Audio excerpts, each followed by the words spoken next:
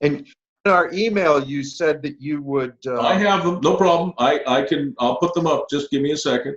Okay. I am absolutely on the ball.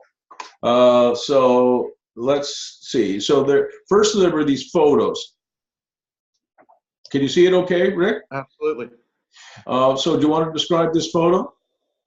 What I'd like to do in starting this is to back up a little bit and go back maybe kind of 30 years and give a little overview of the way it was done. And some of the rent-to-own gurus out there are still teaching the same methods as I was doing rent-to-owns back in 1992. Wow. Which is you have the people sign 2 contracts. One is a lease. So you lease it to them for 1, 2, 3 years, whatever. And the other is the option to purchase. There are a number of problems with that, and that's the way I used to do it for a long time. And I started doing rent-to-owns, like I said, in about 1992. The problem with that is first of all, doing a lease puts the buyer tenants under the Landlord and Tenant Act, and I think that's cruel and unusual punishment for the investor. I think that's just to absolutely put somebody like an investor under the Landlord and Tenant Act. If you don't have to do that, the Landlord and Tenant Act in Ontario, as we all know, is ridiculous. It's 95% slanted toward the tenants and 5% toward the landlords. So if you don't have to put the landlords into the Landlord and Tenant Act, that would be a good thing. So the system I have devised, which we'll get into, bypasses the Landlord and Tenant Act for the investors. This property right here that we're looking at is 1235 High Street. Now, a couple things you have to understand. I'm in Windsor. Windsor was the rear end of Canada for many, many, many years. And that started to change about 10 years ago. And a couple of things happened. A mayor got really upset with all the garbage collectors and stuff like that. They wanted a huge raise. And he said, be reasonable. Otherwise, I'm going to tender this out and fire all of you. And they went, you can't do that. And he actually did it. And that was kind of the start of a good thing where he broke that union and things started to get better. So this particular property right here, I have an investor who lives in Sarnia, loves Windsor because the numbers simply work here. I got a nice couple who are still now friends. We went out to lunch probably about 2 months ago. It was the last time I saw Wayne. They moved down from Manitoulin Island, came down. We don't have any hope, da-da-da-da. And I said, let me see if we can help you. So I found this duplex. This is a over and under duplex. Is that the other picture, Rick? This one right here. This is, nope. I have this picture. Nope. And I have this picture. That's 1235 High Street. Okay. So we found this, and I said to the buyers, I said, how about if we try a duplex? Because of the situation that you're in, you can use the cash flow, you can live in the bottom, rent out the top. Matter of fact, if you rent out the top for $750, $800 a month, it's going to cost you $200 a month, maybe $300 to buy this place. And that's it, because the rent from upstairs will subsidize your total payment. They thought that was a great idea. I went to Dan, my investor. He bought, you see this picture? He bought this property, we negotiated down to $75,000. Bruce, I don't know what kind of car you drive, but it's probably worth $75,000. Well, I have the agreement. Hang on a second, Rick. I have the agreement of purchase and sale here for High Street, and it shows $90,000. Exactly. Well, Dan, if you look under the seller, is the investor. Ah, okay. So part of what I do, skipping ahead just a little bit, is I do two agreement of purchase and sales. So there's two here. So there's this one and there's this one. So which one do you want to show first? Which was the other one? So I got this one. Wait. No, I don't know why we've got two. They seem to be identical. I think they are. Okay. But these are the ones you sent me. So I had them ready to go. Let's stick with that one. All right. And the very first one that I did was from Dan Falla as the buyer to buy the home from whoever the owner was before. Ah, I get it.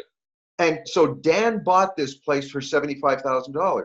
Now, could you go down just a little bit to get to clause about 2 or 3 or something? And you'll see here that I did this deal in 2015. Right. With this closing date from the new buyers to close August 2018. Wow. Okay, so Dan bought this place for $75,000. Making sense now. He got paid, this might be further down too, but I believe the amount, and I call it an occupancy fee. With my system, I never ever call it a tenant, rent, a landlord. Those terminologies are out the window. We don't even use them. Right? Go back up. You're at 21. Go to number 1. No, never mind. You're out of order. Anyway, he got paid $1,000 a month. Now you can imagine with 20% down on $75,000 purchase price, his mortgage was probably around $55,000, $60,000. So his, here we go. There's $1,000. So that's what Wayne paid Dan every month, $1,000. Dan's mortgage payment would have been around $360, $400. So he virtually made $600 positive cash flow just off of this. And if you take that times 36, you will figure out the profit that he made. 600 times 36 is probably about $21,000. So he bought the property for 75, sold it for 90. He made 15 grand there. He made another 21 or so off of the monthly positive cash flow. Dan actually owned the property, so he had mortgage pay down over the 3 years, which probably equaled about another $3,000. So Dan actually made about 40 grand on this over the 3-year period. He did, or I think he said 42,000, but he did very well. So my basic system, and this is everything. We're showing everybody all of my secrets here. No problem. I trust all of you.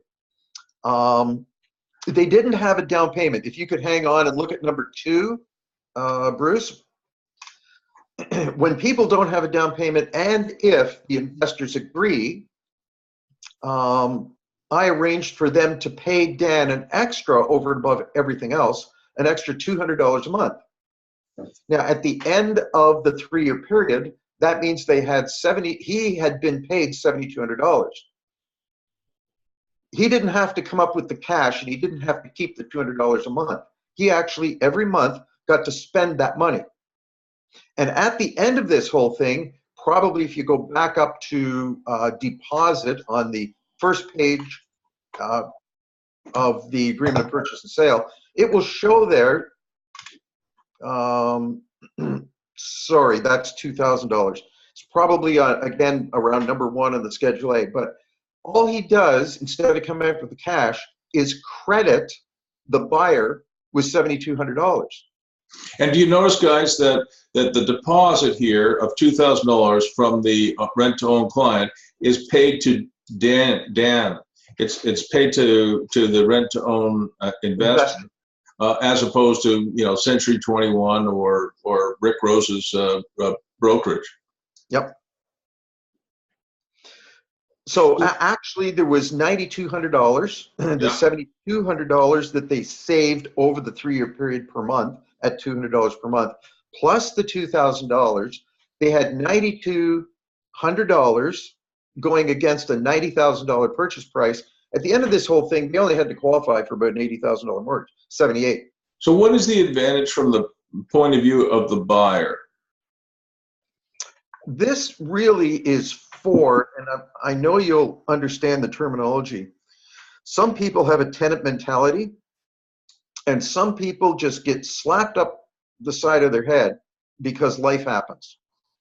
And my best example is you've got Bill and Mary, and he makes $55,000 a year. She makes $28,000 a year. All of a sudden, they give him a pink slip on a Friday and say, you know, sorry, Bill, the whole plant is moving down to Mexico. You're out of a job. And he walks out of the plant with his tail between his legs, goes home and says, gee, honey, what are we going to do? Well, they try for a long time to live on the $28,000 a year as he looks for another job. You know, they wind up losing the house. They're in kind of trouble. And that was, 4 years ago.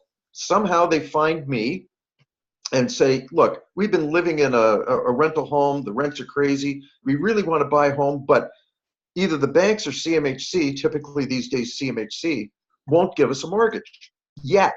They want a little more time, but we really want to buy a home. Gee, Rick, can you help us? Well, yes, I can. How about we do a rent to own for 3 years, and that'll give you enough time to save up more of your down payment. It'll give you enough time to get your credit rating to a point where you can qualify for a mortgage. And I can put you in the home within a month or 6 weeks. They go, wow, that's fantastic. And that's exactly what happened to Wayne and Diane. Right. So what happens if Wayne and Diane, the buyers here, the rent-to-own buyers, what happens if, as time moves on, they're not able to make one of their payments? What happens? You know, Dan's a really nice guy, and he would say, make it up as quickly as possible. You know, he's a really good guy. And most or all of my investors are really good. Technically, though, if we go into the Schedule A, in here it says that if you are late on a payment, there's an immediately $100 fee. If there was an NSF, there are more fees. Here we go. Number 4, in the amount any thing is late, there's a late fee of $25 for each day the fee is late. The buyer agrees to pay the seller $100 for each check given by the buyer that's returned back, and so on and so on. If they're late, actually the investor simply rubs his hands and goes, thank you.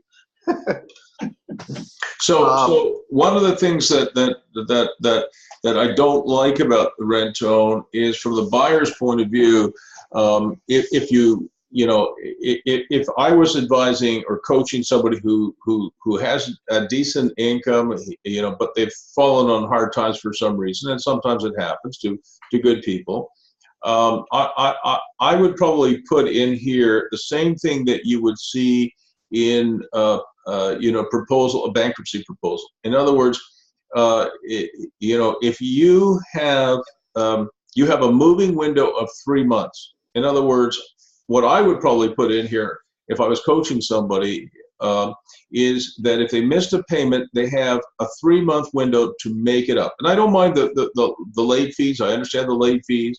I understand the NSF charges, but they have a 3-month window to make it up, because there are some rent-to-owns. If you miss one payment, so maybe you have made your payments for 35 months, and you missed the last payment of $1,000, all the money that you've invested in the rent-to-own as the client goes away. So Rick is quite right. From the investor's point of view, if you miss a payment on the 35th month, you're in default of your agreement. The investor gets to keep all the money you've paid and just sells it to somebody else, right? For maybe even more money than the $90,000 that's in this agreement. So I think it's fairer, at least in my point of view, to have a 3-month rolling window where if you miss one payment or even 2 payments, as long as you make it up within 3 months with all the fees, you're okay to continue. That's a good point, and I'll modify this and put it in. But Bruce, you're absolutely right. And even in this contract, if they breach the contract, they will lose any down payment they put in, all the money they paid per month. they will lose everything. And the whole thing that I say to the buyer, they say, gee, Rick, that, don't miss a payment. Don't breach the contract. Yeah, but I have never missed a mortgage payment other than one. I was over in Europe. I was doing some work. This is quite a few years ago now. And just somehow or other, it slipped my mind or something like that. I did miss one mortgage payment out of, I've been paying mortgages for 40 years or more. So even if you're super careful, and I'm super careful about my payments, it is possible to miss a payment. And I just think it's just too onerous. Just people forget stuff. Yeah, that's a very good point, and I'll include that. All right, fair enough. That's a very good point. Does anybody have any questions for Rick about rent to own?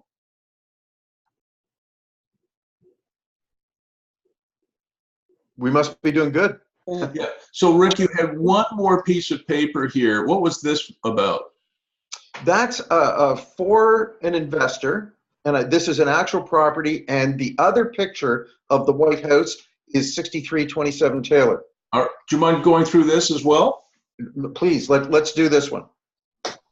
This is something that I did on, or had it done on Excel, and we start off, I guess, at the bottom line.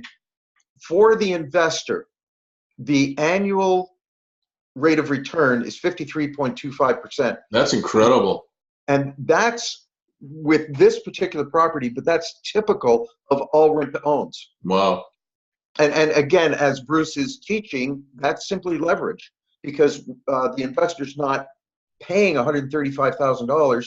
He's only putting his 20% down, which in this case was $27,000. So his return on his investment of about $27,000 per annum is 53.25%. Now, I'm not an accountant, and I've kind of had this discussion, and we agreed to disagree with an accountant. But let me put it very simplistically to everybody here.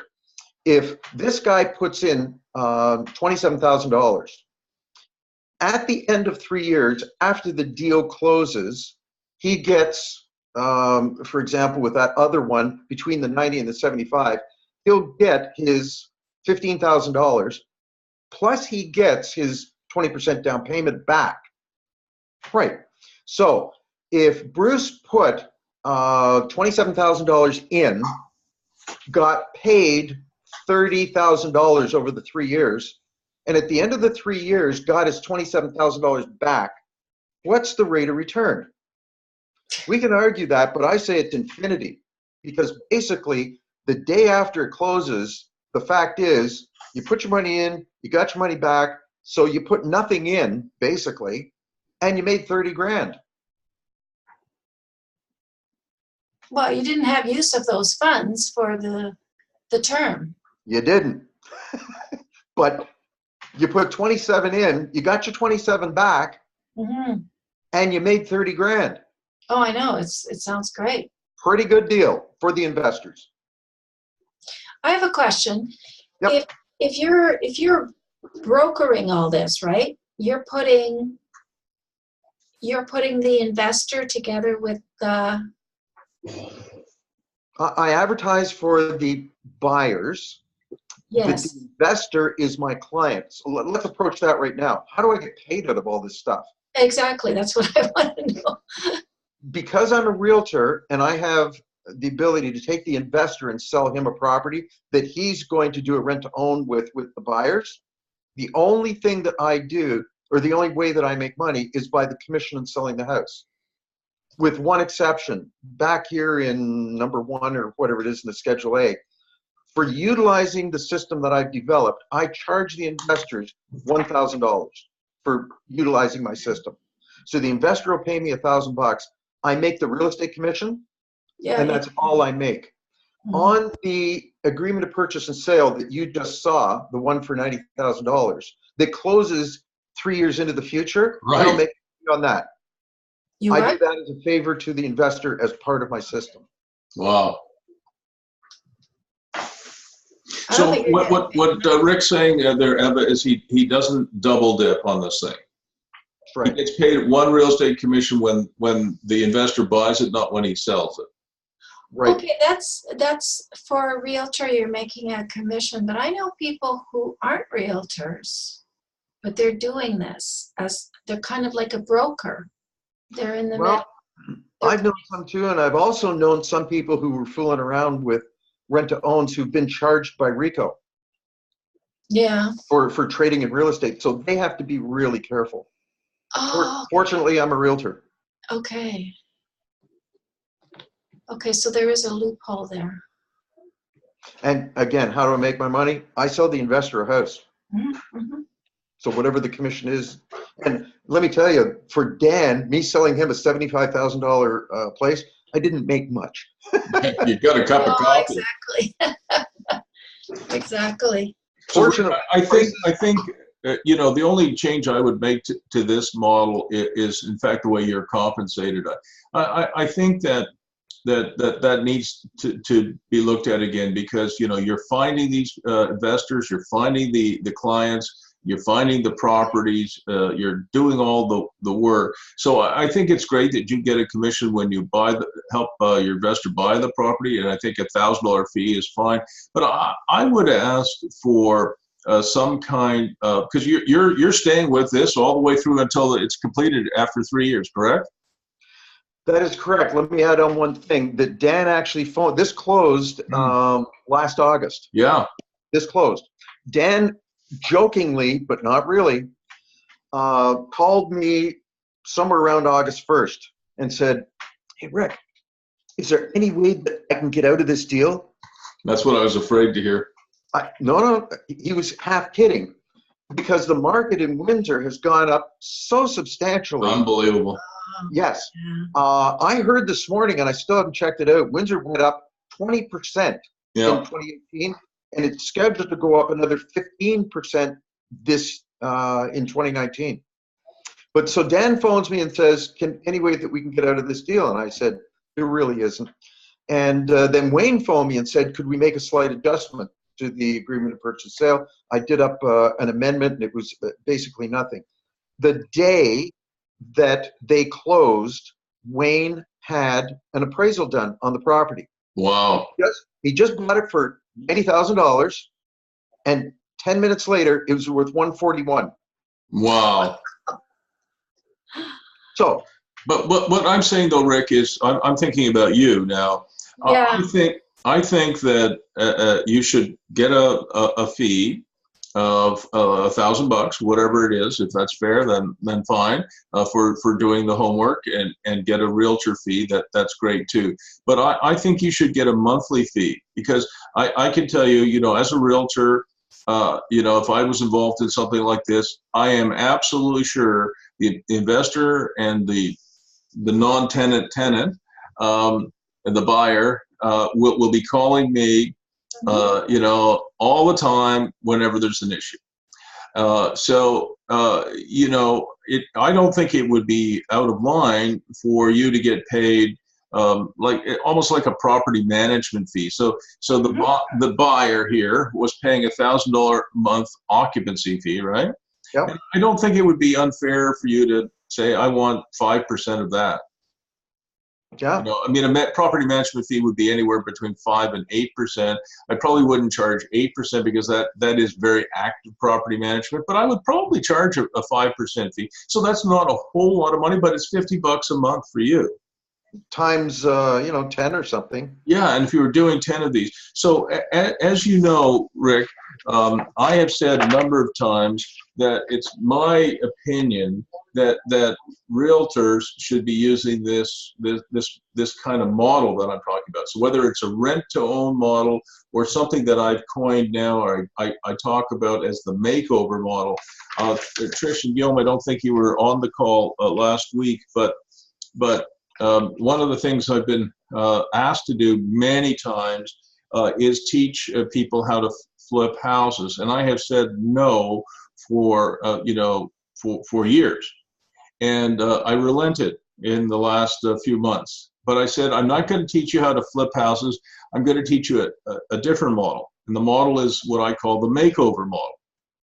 And the way I differentiate between flips and a makeover is, a flip is typically you buy a property and Janice, you and I have talked about this. You buy a property, you put a little lipstick on the pig, and you hope after a few months some foolish person will come along and pay you quite a bit more than you bought it for. But you're really not adding a lot of value. Maybe you're repainting the house, you're throwing out some of the garbage, you're putting in some new light fixtures, maybe you put in a new kitchen cabinet, maybe you put in a new countertop, you cut the grass, you pick up the crap that's in the yard, you tidy it up, but you're basically putting lipstick on a pig and then trying to sell the pig for more than you bought it for. Everybody I know, Rick, who's done that flips until they flop. Everybody. Absolutely everybody. And it's just like the people who go to the horse races. They tell you, oh my God, I flipped 2 houses last year. I made 30,000 on one. I made 40,000 on the other. But what they don't tell you is that the third one they did, like they lost 100 grand. Everything went wrong. The renovation went out of control. The market went down. It's just like when your buddy goes to the horse races. He tells you, he comes home or he comes to your place of business and he says, oh my God, you got to come to the horse race. I made 5 grand last week. Guaranteed. But he doesn't tell you you lost 8,000 the week before that. And that's just human nature. So I will not teach people how to put lipstick on a pig and flip. So what we're doing instead is I've coined the term a makeover model. I stole that from some kind of TV show, Total Makeover. But where you're going to buy a house, and exactly what you said earlier, Rick, you're going to add like a basement suite. So you're going to add something that adds value. And Janice, you and I talked about that, right? So that if you were going to buy something that's fairly inexpensive, and you add some kind of an animation, maybe all you've done is add a tech package, or you've added a basement suite, or you've added a side yard suite, or you've added a workshop, or even just a couple of storage buildings. You've done something to create some kind of additional value for people, right? An in-law suite, whatever it might be. And some kind of animation is going on and some kind of additional value. And then when you sell that property, you have something real to sell. And one of the middle-aged couple that I coached wanted to do house flipping. And Simon and Nick and I helped them with one. We only helped them with one. And they weren't going to put a basement suite in it. They said, we're just going to do, the lipstick stuff. And I said, really, I really want you to add an in-law suite. It doesn't have to be a legal apartment, just an in-law suite. And sure enough, that's the one thing that bailed them out. Otherwise, they would have lost at least $30,000 or $40,000 on it. Because there was an RCMP officer who had an extended family, and the in-law suite would allow him to use it for that purpose, right? So I call it a makeover model. So I think every realtor, every investor should have a few makeovers in his or her, inventory, if you will. It could be a rent to own, but it could just be a makeover. And the model that I've been working with now a few people on is the marriage is you've got an investor here and you've got a renovator here, or you've got an investor here and you've got a realtor here, or even better, you've got 3 people involved: a renovator who's professional, who can do things really well and efficiently and effectively. You've got a realtor who knows the marketplace and can help buy and sell, obviously. And the third person is the investor who's got the funds. And I think this is a way to create your own clients and to do, whether it's rent to own or just flips, but they're not flips, they're makeovers. And the idea would be if you did 5, if you bought 5, you would sell 3 or you would sell 4 and you would keep 1 or 2. And here's where the model gets even more interesting. If you've got 3 people, you've got a realtor, you've got an investor, and you've got a renovator, and if you did 5 of these, and you kept 1, so you sold 4, that's the cash engine, right? You're making some cash, you hope, on each one of those makeovers. If you keep 1, it's not those 3 people keeping 1. So let's say, Rick, you did it, and Janice was the investor, and I don't know, we'll make Guillaume here the renovator. If you did 5, and the first one that would be kept, maybe it's Janice who would keep that, but she would keep that as an individual. In the next 5, if you're keeping 1, Rick, maybe that's the one that you would keep. And then you do another 5, and that's the one that Guillaume would keep. So after you've done, maybe you're doing 5 a year, because these guys certainly have the capability to do that. In 3 years, you've got a building that you own with no partners. Janice has a building she owns with no partners, and Guillaume has one. So this is a very powerful model. It's a create your own client model for realtors, for renovators, and for investors. It gets you involved with people, a renovator and a realtor who know the market and who are smart buyers and smart renovators, and it gets you something at a wholesale price as opposed to a retail price. Is it making any sense to you guys? That is brilliant.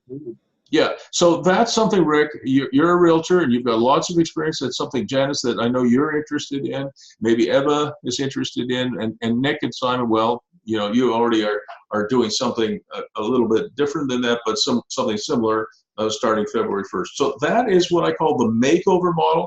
And I think that is probably, with all the stuff that we've been learning together, the animation stuff, the makeover model now starts to make some sense.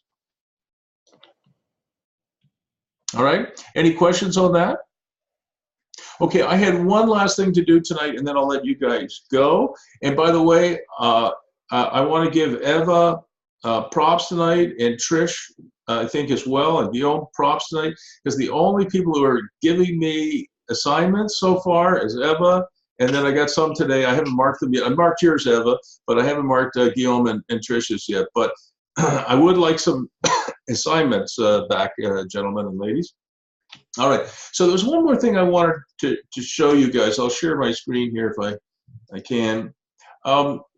It's something that Simon and I were doing this week, and we have a client. He's from France. His name is Nico Girard, and he is a professional athlete from Europe. He's a football player.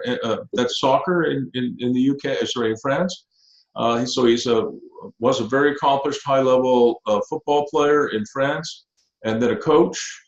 He coached in different countries. He spent time in Casablanca, believe it or not, coaching the Morocco team. So he's an interesting character for sure. And he's emigrated with his family from France, and he's here in Ottawa now, and he's interested in buying a golf course. I guess, when was it, Simon, we went to Montreal? The 14th, so that was Tuesday. Yeah, on Monday. On Monday, yeah. On Monday we did a road trip. It was a lot of fun. We took a mortgage broker with us. Simon is a realtor, I'm a realtor and a coach. And we went with Nico in his nice brand new BMW, and we rocketed off to Montreal to see this golf course. The golf course, they're asking about $2.5 million for it, but I think he could probably buy it for $2 million. So even though Nico has money, my job as a realtor is to make sure that as much of the money that he has with him from his career in France stays in his jeans, and he can buy this as close to no money down as possible, so he keeps his cash as to the extent that that is reasonable. So I asked myself, and we set a goal: how would you buy a golf course no money down? And whether it's a golf course or it's something like Guillaume and Trish were looking for, or whatever, or an ordinary house, no money down real estate is important. And it's not no money down. It's as little money as possible down. It's maximum other people's money. Okay, so that's the question. So I just run through an example for you. So if the purchase price for this golf course was $2 million, the land transfer tax in Ontario, this is in Quebec, so it would be a little bit different in Quebec. In Quebec, they call it a bienvenue tax, but in Ontario, it's a land transfer tax. It would be about $36,000, and there's some legal fees and title insurance and other closing costs. So it would be about $2,040,000 for Nico to buy this golf course. How does he pay for that now? So one of the things that I want you guys to be clear on, you need a willing seller. And in Windsor, because the market is hot, and in Hamilton, because the market is hot, and Toronto when it was hot, and Ottawa when it was hot, willing sellers are hard to come by because they can sell it just by, cash, right? But what's happened with golf is golf has gone from 30 million people playing the game in North America down to 20 million in the last 10 years. So golf is heading this way. So you're going to ask yourself, why would Nico want to buy a golf course? Well, he's a scratch golfer, or close to a scratch golfer. He loves sports. He's been a coach. mind you, in football, not in golf. But he wants to buy a golf course not just to run golf, but he'll add a spa to it. He'll add, sports park to it. He'll add glamping to it. He'll do all kinds of other animations. So it becomes a destination far more than golf. Because if you run a golf course today and you're only offering golf, every member will be between 70 and 80 years of age, and in 10 years or 15 years, you won't have any members. We're all clear on that? Mm-hmm. So he understands that. His job is to buy this if he's going to buy one. Golf will still be a part of it, but it has to have much more. So how would he buy it? So it's $2,040,000 cost. So one of the things that we came up with is $500,000 of this will be paid $50,000 a year for 10 years to the current owner as a consulting fee. It's part of the purchase price, but it's paid at $50,000 a year for 10 years. That's $500,000. Now think about that, you guys. This business makes about $100,000 a year on $1 million of revenue. That's what we guess anyway. And so other than whatever his payments are up front, that $500,000 is actually paid out of the earnings of the asset you're buying. So who is actually paying that? Rick, I'm asking you that question. Who's actually paying it? Yeah. The golf players. Right. But in a way, the seller is paying it to himself. Yeah. The seller is selling Nico a golf course with some animations that makes enough money to pay that consulting fee for the next 10 years. So the asset that Nico is buying is paying the seller. So really the seller in a way is paying himself. Is everybody clear on that? Yep. So $500,000 is money he doesn't have to reach into his jeans and get. Maybe we get a first mortgage of 65%, so another $1.3 million comes from just an ordinary first mortgage. And we ask the seller for a seller take-back mortgage of 15% of the purchase price, so another $300,000. So if we did just those three things, you guys, if we did just those three things, the cash required to close is actually a negative number. In other words, the day he closes, he has close to $60,000 more cash in his jeans than when he started. So he's actually leveraged it to more than 100%. Okay? And then we did some other things. One of the things that I've talked about in business modeling and real estate is the perfect real estate business model is where you build a platform that other people can come in and operate businesses on that. And you are the landlord. And so right now, the real reason why this particular golf course is being sold is that the owner of the golf course, Mark Faubert, his wife works at, in this golf course. She works 90 hours a week. Okay, anybody here want to work 90 hours a week? Put up your hand. I work a lot of hours, but it's between 60 and 70 hours. She works 90 hours a week. And she's a young woman with children. You can imagine how much fun that is for the family. She's working 90 hours a week. And I didn't say this to Mark because he's the seller, and I'm representing with Simon, I'm representing the buyer. I said to Nico, what you're going to do is you're going to buy this golf course, and if you run it like the way they did, then Nico, guess what? You and your wife get to work, each of you, 90 hours a week. And he said, well, that's a terrible idea. I said, exactly. So what I want you to do is I want you to think of this golf course as a platform. Now, what does that really mean? It means if you have a food and beverage operation, don't run it yourself. Get a food and beverage operator in to run it, right? If you have an event center, which this place does have, and you're doing weddings for 200 or 250 people, don't provide the catering. You guys all understand the term bridezilla, right? You guys know what a bridezilla, Janice, you know what a bridezilla is? I don't think so. Okay, a bridezilla is a bride about to get married. She turns into a Godzilla. and so they call brides bridezilla. So not all brides now. Yeah, so the bride becomes bridezilla. I've got 250 people coming to my wedding, and the caterer is screwing up. Well, the caterer in this case was Mark and his wife.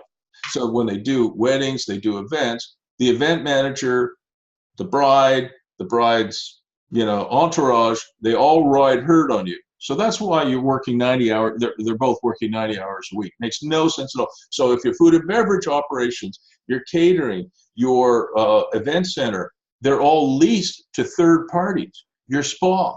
Like if Mark Faubert and his wife, they're beautiful people.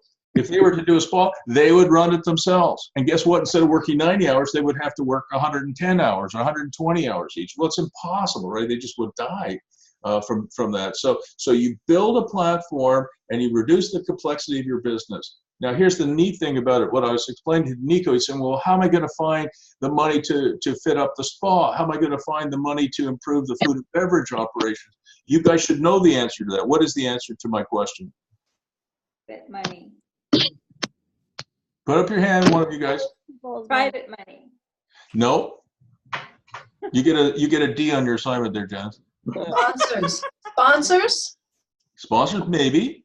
The real answer, guys, is think about this. The real answer is if you bring in a spa operator and he or she leases the space from you, they're responsible for the fit up of the spa. You bring in a food and beverage operator, they're responsible for the fit up of the food and beverage area and the catering, right? You need new equipment, they buy it. So you're not only reducing the complexity of the business, you're also reducing the capital costs. So one way to pay for things is not to have to pay for things. Am I making any sense to you guys? Yes. So what you want to do as a real estate investor, to the extent that it's possible, is not to do anything other than to take a check to the bank once a month. I have a question. Okay, shoot. So when these so-called vendors finish their business, who gets to keep the equipment? So typically, let's say, Eva, you own this golf course and you have a nice restaurant there. Yes. And somebody says, Eva, I'd like to lease the restaurant from you. Okay. I'm going to charge you $22 a square foot triple net per year. And I want a percentage rent. Right. And I'll give you a 10-year lease. Right? And in that lease, you're going to say at the end of that, every fixture and anything that's affixed to the building stays with the building. But all chattels, things that are not fixed to the building, and all inventory belongs to the tenant. Right. Make any sense? So Yes. let's say you owned the golf course, and I was the restaurant operator. I would lease the place from you for 10 years. At the end of 10 years, if I have any beer or if I have any meat in the fridge or whatever inventory I have, that belongs to me. And if I have a bunch of tables and chairs, I can take those. But there's a built-in freezer, it's attached to the building, that's considered a fixture, that has to stay. Okay, but I heard you say that you're going to get somebody in to run the spa business. You give them the space, but they set it up. Correct. So they are now bringing in the saunas, the whirlpools, Right. the table could be a chattel. That would be a chattel, The yeah. sauna and the whirlpool is usually fixtures, Correct. but they've paid for them. Correct. But it's no different than any strip mall. If you went to a strip mall and you wanted to put a nail bar in, you wanted to put in a physiotherapy clinic, a registered massage therapy clinic, a chiropractic clinic, a spa, same thing. You've got to make your money over the period of lease. Why do you think it is that I want so many of my clients to buy the property rather than to rent it? Right? Mm-hmm. Because what you're doing, why do we all want to be real estate investors as opposed to tenants, right? There are some advantages to being a tenant, Eva. For example, you know exactly what your costs are going to be, right? If you owned a property and you rented me a little one-bedroom suite for $1,200, I know I have to pay $1,200. I have the right to stay in that little one-bedroom apartment, right? And if the roof leaks or the furnace breaks, you as the landlord, you have to pay for that, not me. So I have a fixed cost. So in some ways, same thing in commercial, right? You know what your costs are, you know what your monthly costs are, and there's fewer unknowns. Having said that, all of us believe in real estate because we're building wealth through real estate. But, you know, I could see the other point of view as well. Okay. All right. So I hope you guys enjoyed tonight. I did, and I think it was very good. Rick, I'm so glad you took us through the rent to own. And if there's no other questions, so we're almost at 9 o'clock. Janice, thank you for joining us tonight. And I will make sure that we all have this recording sometime tomorrow. Hey, Eva, Yes. we should talk maybe tomorrow, give a call or something like that, and I'll tell you where I am in the worky thing. And I was thinking that we have to talk because I'm curious. So Pretty, maybe, pretty exciting. Rick, maybe next week we get an update from you. If we'd all like to hear that next week. Is that okay? 100%. I can't wait. All right. Anything else before we break up? Janice, I hate breakups. for that. Great job, everybody, today. Thank you for joining us. Awesome. Thank you so much. Awesome. See you guys. Bye, Nick. Bye, Bye. Simon. Bye. Bye. No, I'm allergic.